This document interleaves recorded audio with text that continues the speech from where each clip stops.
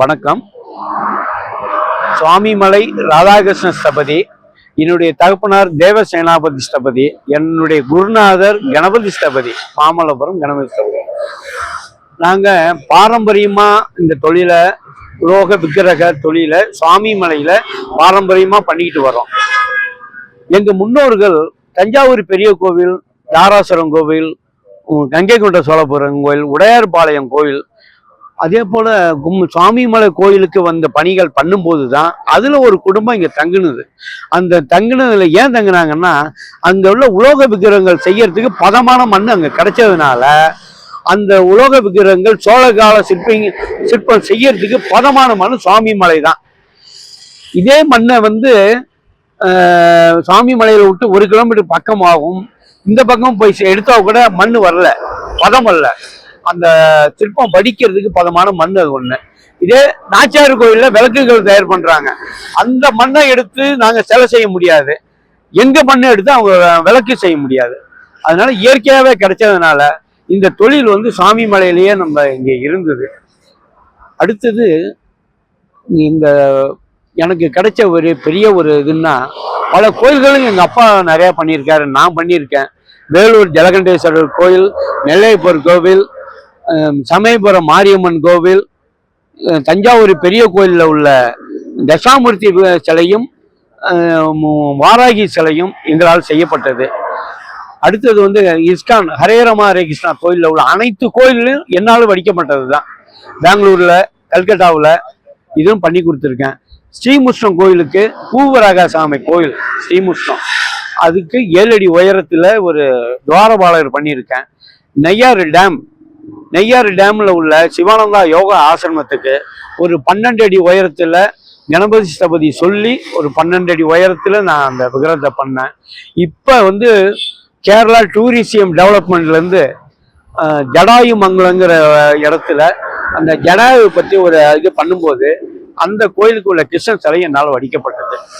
அதே போல சாந்திகிரி ஆசிரமம், மதுரையில் உள்ள சின்ன மருது பெரிய மருது, அதே போல சென்னையில அனைத்து கோயில்களும் எங்களுடைய தகப்பனாரும் நாங்களும் பண்ணியிருக்கோம்.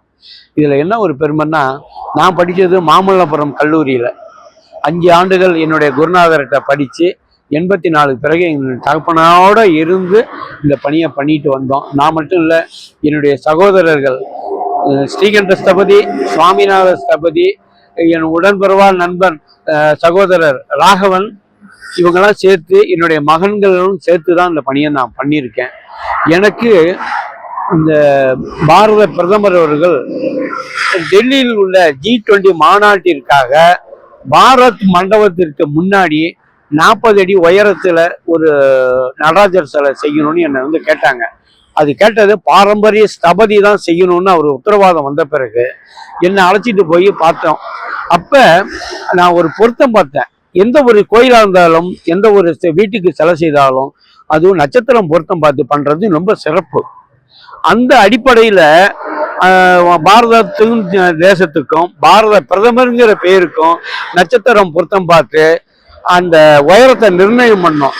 பாதாதிகேசம், பாதம் முதல் நெற்றியினுடைய அளவு 14.25 அடி பொருத்தம் அமைஞ்சுது. இந்த பொருத்தங்கள் மகா பெரியவர் சொல்லி கொடுத்தது. எங்க முன்னோர்கள், என் தகப்பனார், எங்க தாத்தா சொல்லி கொடுத்த அளவுப்படி ஆயாதிப்படி படிச்சு அதை வரைஞ்சு அந்த IGNC தலைமை ஜோசியர்கிட்ட அதை சொன்னேன். இதை அவங்களுடைய பாரத பிரதமர்கிட்ட காமிச்சு ஓகே உத்தரவாதம் வாங்கின பிறகு நீங்க பண்ணுங்கன்னாரு. அதற்காக 27 அடி உயரத்துல 21 டன்னுல இந்த விக்கிரகத்தை நான் ஒரே வார்படம், எந்த ஒரு வெல்டிங் கிடையாது, ஒன்றும் கிடையாது, ஒரே வார்படத்துல பண்ணது.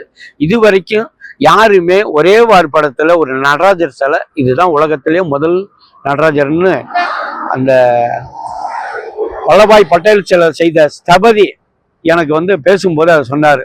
உலகத்திலேயே இதுதான் முதல் இது, என்னால கூட இந்த இது பண்ண முடியாது, நான் இந்த ராதாகிருஷ்ணன் பண்ணியிருக்காரு என்று சொன்னாரு.